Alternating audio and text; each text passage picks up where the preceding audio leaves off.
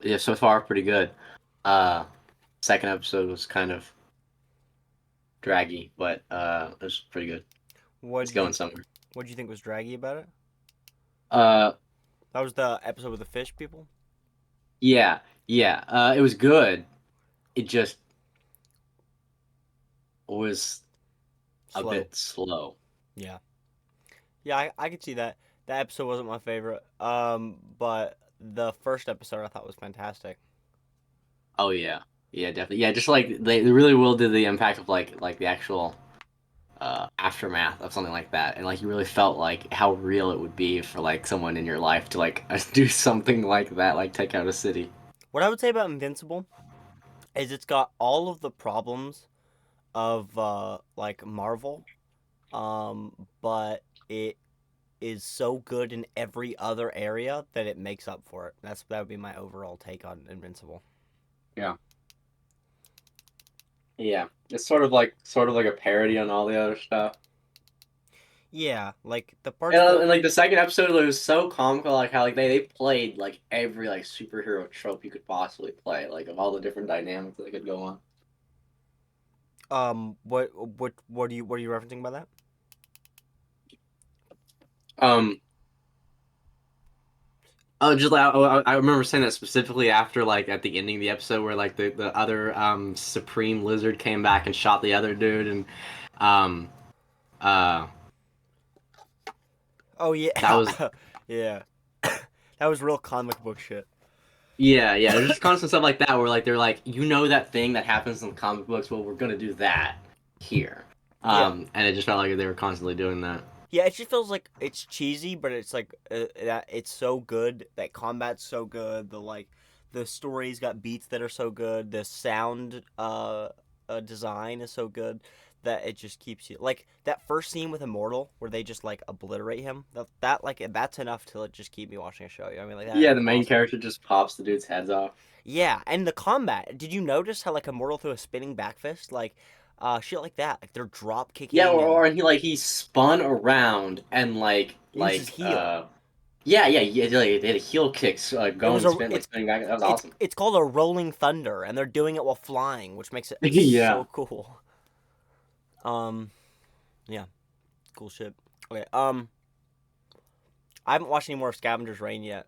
How much more of that have you watched? I haven't seen any more of that, but I want to. Really? Well, I'm surprised. I'm surprised. I would have expected you guys to have like kept pace with that, like a consistent pace with that. Why haven't you?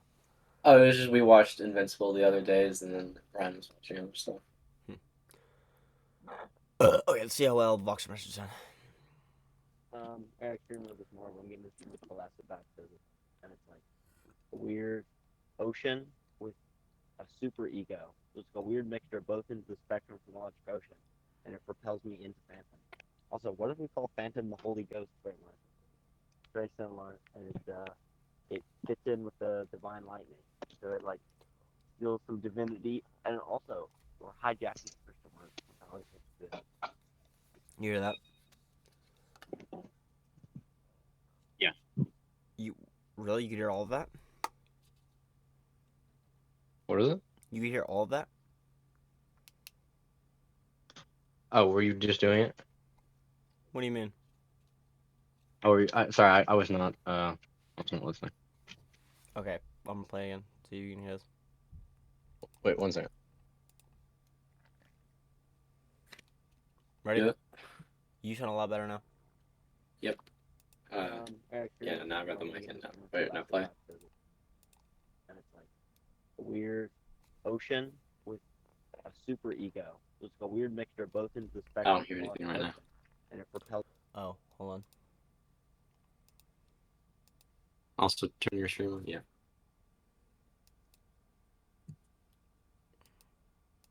And it propels me in, and it propels me into. Eric Streamer was more when getting this into collapse back to and it's like a weird ocean with a super ego. So it's like a weird mixture of both into the spectrum from Logic Ocean, and it propels me into Phantom. Also, what if we call Phantom the Holy Ghost framework? Very similar, and it fits in with the divine lightning, so it like steals some divinity, and also or hijacking a Christian word, which I always think is good. Yeah, I could hear that. That was cool. Sweet.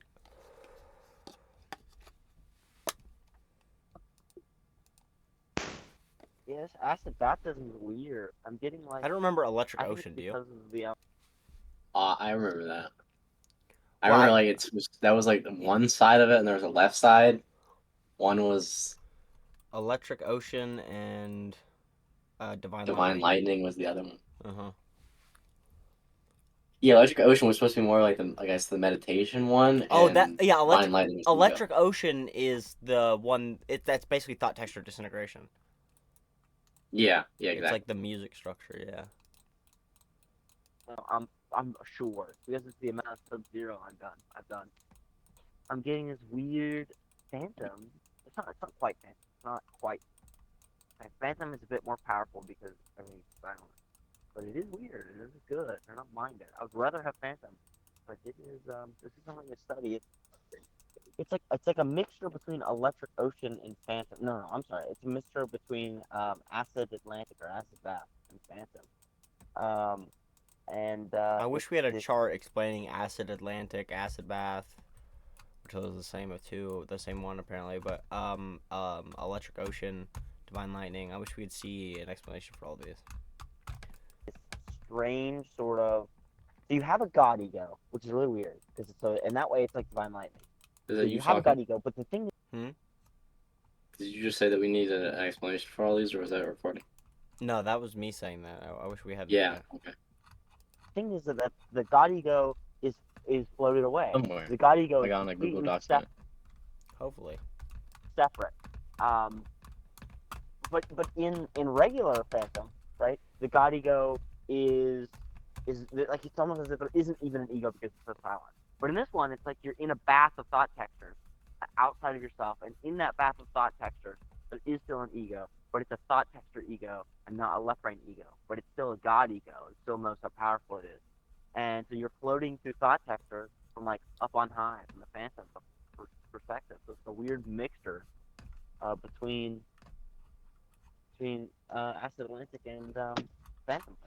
And it's pretty sweet. And I tell you what, man, this Kanye West gentleman, he is a spark of the divine in his music. I tell you what, every time I listen to him, I always get like bombarded with insights.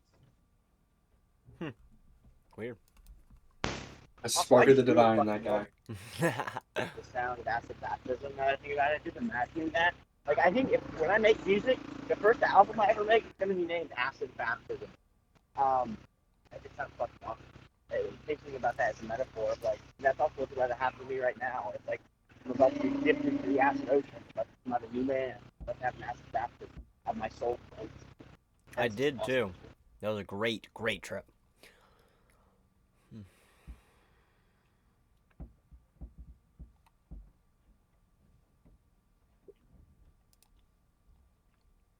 Acid baptism steps. Realize you are the mad pattern.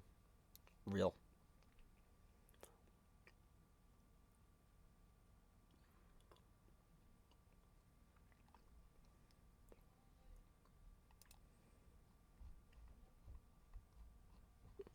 Is that the last of that thread?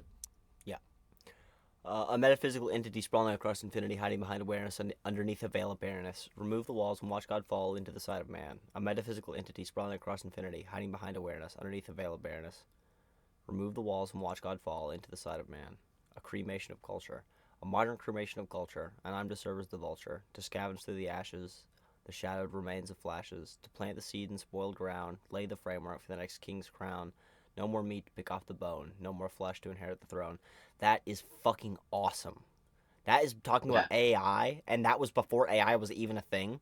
Or it's talking both. I mean, it's talking more about transhumanism than AI, I should say. But the idea that AI has come to like basically like fruition since I wrote this is insanely cool. Holy shit!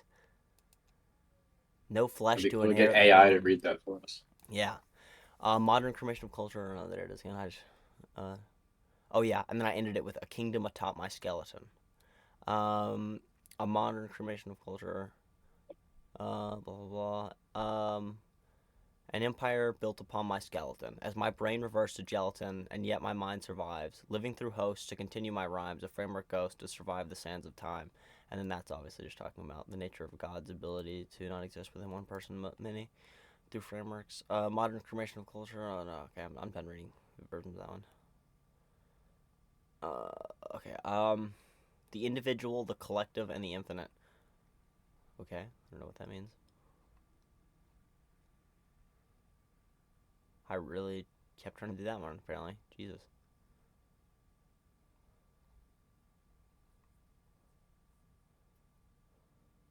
This is the last one. A modern cremation of culture, an arm to serve as the vulture, to scavenge through the ashes, the shadows, the flashes, plant the seeds in irradiated ground, lay the scaffolding for the next king's crown. No more meat to pick off the bone, no more flesh to inherit the throne, an empire forged upon my skeleton. And yet the mind survives, living through hosts to farther his rhymes, a framework ghost, possessing mankind, pillar to post to withstand the sands of time. Sounds like a song. Yeah. Yeah, put a beat behind that. Oh yeah. Apparently the beat I put behind that was Goodbye to a World. I'm assuming I did it in reverse, because that's how I did all my poems. Okay, I posted this. Stephen Hawking and Alan Guth envisioned our universe as just one of countless island universes, some with constants very different than the universal constants that we enjoy, the speed of light, the strength of gravity, some with very similar properties of our observable universe. There'd be outliers, and there'd be some that have just the right Goldilocks-like properties to support life that could later ask the question of why is our universe so particularly finely tuned to our existence, to ask the question that I just posed. Many physicists... I said Hawking believes in gnashing. Based. You didn't record the right part? No, I did. Such as Stephen Hawking and Alan Guth envisioned our universe as one of countless... Yeah, it's just because he's saying that like there's like the gnashing is the same thing as what I call thrashing now. Yeah. But yeah. Yo-yo acid baptism increase yo-yo momentum. This is actually real. This is something very similar to what I'm on nowadays, which is just like you cannot expect to be God all the time. It's about like a yo-yo type feeling. This is a really old yo-yo is one of the oldest frameworks ever that's still surviving and like thriving.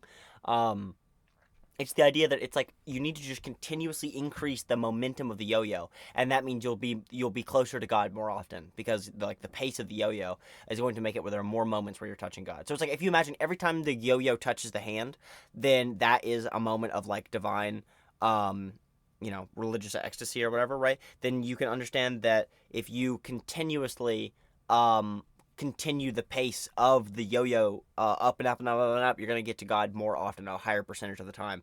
But like the way the human brain likes to think of it intuitively is like it's about energy or about like brute force, and really it's not about energy or brute force. You can't brute force a yo-yo into like moving fast. You can't like will it to move faster. You have to like increase. And it's realizing that once you're in that state, that's not going to stay there forever. So it's like you're going to be on that side of that pendulum, and it's going to swing back. Exactly, and you need to worry less about getting there now and more about just increasing your momentum over time. Yeah, I've been thinking about that. Like the idea that you can't really do anything to like actually get the frameworks running, but you can like kind of clear the obstacles and clear the way, make it smoother. Exactly. I wonder what that could possibly represent. I'm kidding. It obviously represents your opinion towards the police and your emotions towards them. I don't know. We can't see what's above that for some reason. I don't think it represented anything. I think it was just a wild ass dream. Specifically sparked the fact that I had police interactions last week. I mean, I've been woken up with police nightmares the past 2 days in a row after the other day when I had to talk to a police officer with fucking 3 cards in my pocket. I did talk to a police officer with 3 carts in my So pocket. I don't remember that time. God, I police interactions last week. I mean, I've been woken up with police nightmares the past 2 days in a row after the other day when I had to talk to a police officer with fucking 3 cards in my pocket. God, that's crazy. So I think that's what it represented. But the reason I say I don't think it represented much is because it was an extremely bizarre dream, like extremely psychedelic. At one point, me and Jacques crawled through this tunnel into this like building, this like skyscraper building, because we were running through a city. And I remember this. Into this tunnel, and it was just like this massive playground building full of toddlers who were hiding there. Yes, it does represent the fact that I hate the police. I despise police officers. Yeah, Jesus God. But yeah, so at one point, yeah, I remember that dream so vividly. It was me. I think it was me, you, and Jacques, and we were escaping the police.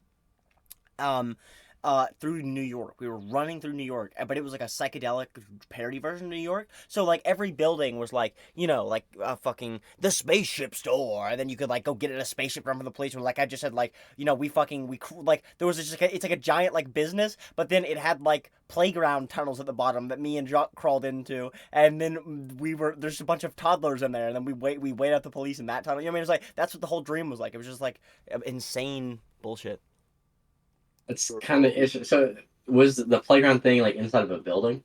Yeah, like that whole business building was just the playground building, and then you go to the next one, and like I said, it's like the spaceship building, or this one is like the roller coaster building, and then we're getting on Yeah. different roller coasters just get the place. Like it's like a fucking episode of Phineas and Ferb or something. We called in this building. It was weird. There was like doggy doors. Like that's how you got in the building. There were no doors. We had to like crawl through one of the doggy door tunnels into like the playground building full of toddlers. Then we immediately crawled back out the other tunnel. It's very strange. And there's something happening, and it's interesting. That's a very weird consistency. Like I also remember like a lot of dreams of like just crawling into places and that just being like, oh, that's how you get into places. That's just normal. These are very weird because, like, specifically, I remember at one point in my dream last night. Trevor, you and Ryan were also in the dream. You were in the dream, not for the chase, but at the end of the chase. That sounds exactly like Rick. Yeah. At the beginning of the chase, you and Ryan were there, and like, it was either you guys transformed into a bird and flew away, Also, or did you guys... notice they just like quit doing that in the new season? Like he never like. Wasn't that about like him being sober or something? Didn't they talk about that? Or was that Oh just yeah, completely... no, I think you're right. I think they did. I think they did talk about that, and they did save it because he's going off alcohol. Shrunk and rode on a bird away. And I remember specifically having the thought in the dream, hey, that makes no goddamn sense. But then the dream just continued. And it's interesting because it's like, there's like, it's all, it feels like I'm so close to lucid. Because there's like a watcher, there's a thing which is judging the dream and isn't the character of me in the dream and is capable of understanding that things in the dream are strange. And yet, I'm not lucid. I don't know that I'm dreaming, but sometimes there's something above the dream making judgments about the dream, which is just super fascinating. I remember I had a dream once where this was when I was a kid and I was watching Cinema Sins, but I had a dream and something happened and I was making like plot hole mistakes for the dream. I'm like, hey, that doesn't make sense. I should have heard that or that guy should have seen me or something like that. Yeah. And it's exactly what you're saying is like there's that disembodied voice that's like watching it but it can't interfere with anything. Yeah, it's not aware enough to make decisions about what happens next, but it's just aware enough to go, that's gay, really? That's the way you went with it? Like, it's so funny. Of Audio presents I Have No Mouth and I Must Scream. Tell stories. The Voice of the Edge, Volume 1, by Harlan Ellison. That book was mid. Although for 20 minutes, not bad.